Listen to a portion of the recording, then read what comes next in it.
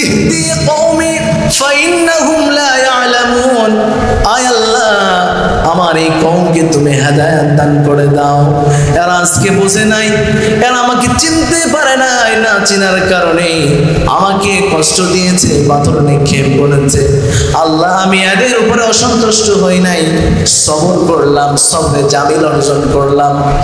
মালিক, তুমি এদেরকে শাস্তি দিও না, তুমি এদের প্রতি ইহসান করো, আর এদের জন্য তুমি হেদায়েতের দরজা খোলায়া দাও। সুবহানাল্লাহ।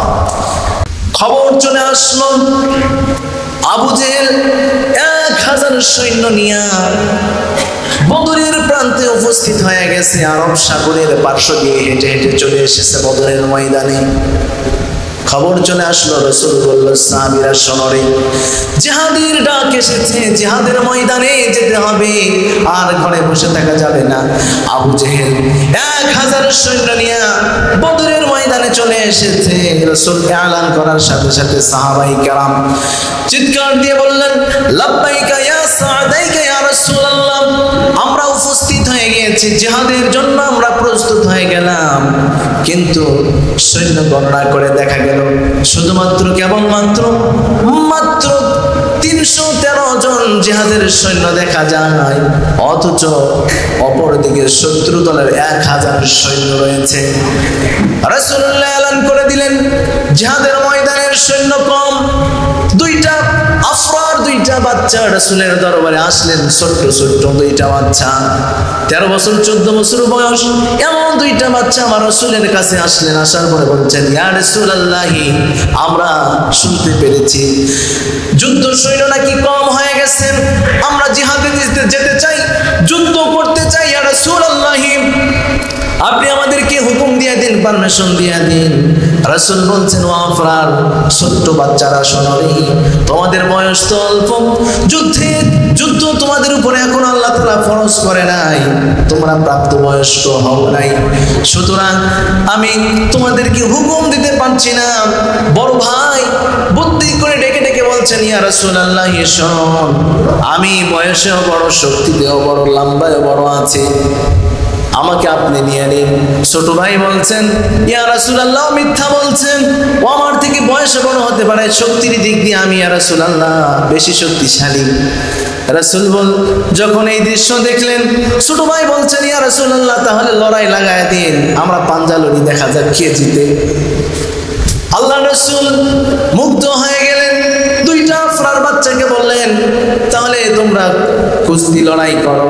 2 ভাই যখন কুস্তি লড়াই শুরু করে দিলেন, 2 ভাই দৌড়ে গিয়ে ধরলেন, এক ভাই আরেক ভাইকে ধরলেন, বড় ভাই ছোট ভাইকে ঠাস করে নিচের দিকে ফালায় দিলেন, দেওয়ার পরে বুকের উপরে চেপে বসলেন। এইবার ছোট ভাই কানের কাছে এসে বলছেন, ভাই রে, তুই তো বয়সে বড়, শক্তিতেও বড়, সেটা আমি জানি, কিন্তু একসাথেই খেলি, একসাথেই থাকি, একসাথে ঘুমাই, আমাকে তুই রেখে কেমনে জিহাদের ময়দানে যাবি? শরীরের শক্তিটা একটু কমায় দে না, আমি তোরে একটা মুসর দিয়ে নিচে ফালায় আনি। 2টা আফরার বাচ্চা, কেমন তাদের ঈমান দেখুন, ছোট্ট ছোট্ট 2টা বাচ্চা। এই কথা যখন বলল, বড় ভাই ঢিল দিল, ছোট ভাই বড় ভাইয়ের বুকের উপরে চেপে বসলো। আমার রাসূল এই দৃশ্য দেখার পরে চোখের পানি ছেড়ে দিলেন, দেওয়ার পরে 2টা হাত আসমানের দিকে উঠে বলছেন, আল্লাহ, বয়সে ছোট হতে পারে, সাইজে ছোট হতে পারে, কিন্তু আল্লাহ এদের ঈমানের সাইজটা এত বড় হয়ে গেছে, আমি রাসূল এদেরকে অনুমতি না দিয়ে আর ঠিক থাকতে পারলাম না। সুবহানাল্লাহ, আরো জোরে বলি সুবহানাল্লাহ। রাসূল অনুমতি দিয়ে দিলেন, জিহাদের ময়দানে গেলেন। যাওয়ার পরে 2টা বাচ্চা জিহাদের ময়দানে উপস্থিত হয়ে গেছে, লড়াই করছে। এর মধ্যে আবু জেহেলকে তারা চয়ন করলো, দেখলো, দেখার পরে দুইটা বাচ্চা হাতে ছোট্ট তরবারি নিয়ে সামনে অগ্রসর হচ্ছে। দুইটা ছোট্ট বাচ্চা, কে জানে এদের পাওয়ার আল্লাহ এত দিয়েছেন, কেউ দৃষ্টিপাত করলেন না। আবু জেহেল ঘোড়ার পিঠে চলে আসছে। আসা মাত্রই দুইটা বাচ্চা দুই পাশ দিয়ে যাচ্ছেন। দুই ভাই আবু জেহেলের দুই পায়ে আঘাত করার সাথে সাথে আবু জেহেল জমিনে চিত হয়ে ধরাশায়ী হয়ে পড়ে গেলেন, আর জমিন থেকে ওঠার ক্ষমতা আল্লাহ তাআলা দেয়নি। সুবহানাল্লাহ।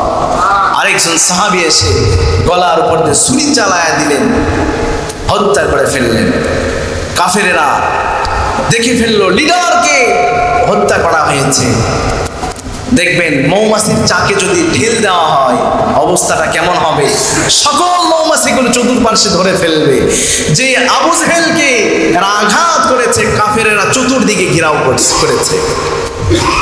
দুইটা বাচ্চা এখন মাঝখানে দাঁড়িয়ে আছে, এমন দৃশ্য, মর্মান্তিক অবস্থা। কাফেরেরা যখন বেষ্টন করে ফেলেছে, ছোট্ট বাচ্চা ফেল ফেল করে তাকায় আছে, এরপরেও তারা তরবারি হাতে নিয়ে লড়াই করার চেষ্টা করছে। বাম দিক থেকে এক কাফের এসে হাতে আঘাত করলেন, বাম হাতটা কেটে গেল। আবার একদিকে তরবারি নিলেন, ডান হাতে লড়াই করছেন। দেখলেন বাম হাতটা লড়াই করা কষ্ট হয়, চামড়া লেগে আছে, ঝুলতেছে এরকম ভাবে।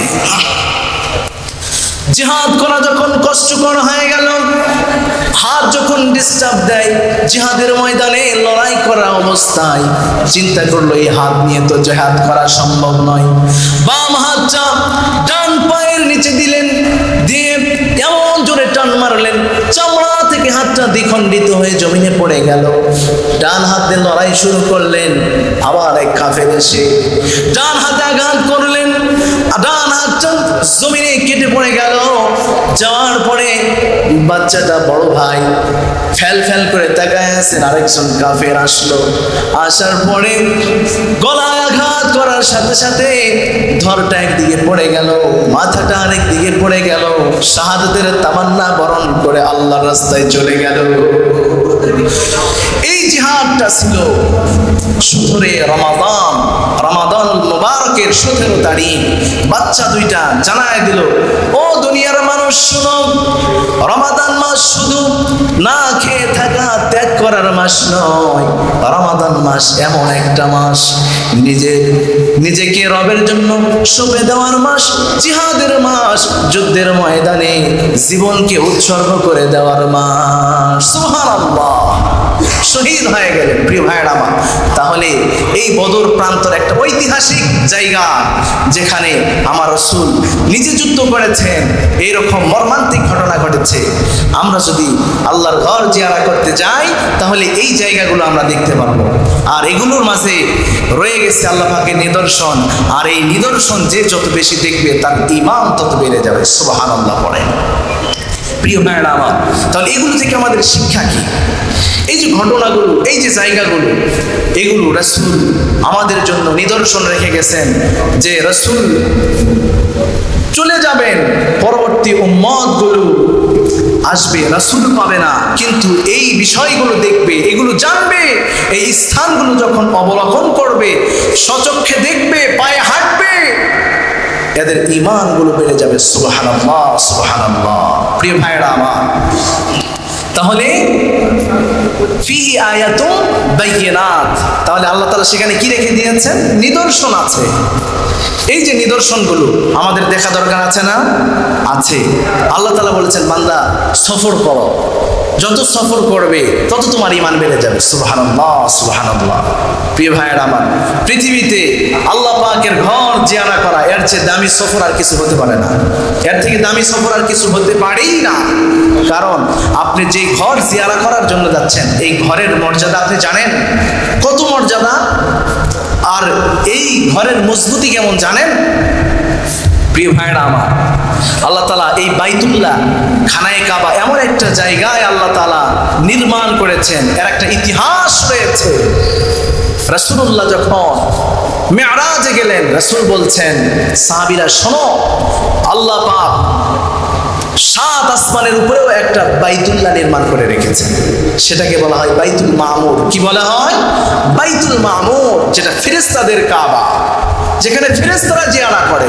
রাসূল বলছেন ওই যে বাইতুল মামুর আল্লাহ তাআলা নির্মাণ করেছেন, ওই বাইতুল মামুরের ছাদে যদি একটা পাথরের কণা ছেড়ে দেওয়া হয়, বাইতুল মামুরের ছাদ থেকে টপকাবে সপ্তম, ষষ্ঠ, পঞ্চম, চতুর্থ, তৃতীয়, দ্বিতীয়, এক নাম্বার আসমান পেরিয়ে ওই পাথরটা ভেদ করে একদম পৃথিবীর জমিনে আল্লাহ তাআলা যেই বাইতুল্লাহ ঘর নির্মাণ করেছেন, সেই বাইতুল্লাহর ছাদের মাঝ বরাবর ওই পাথর পড়ে যাবে। সুবহানাল্লাহ।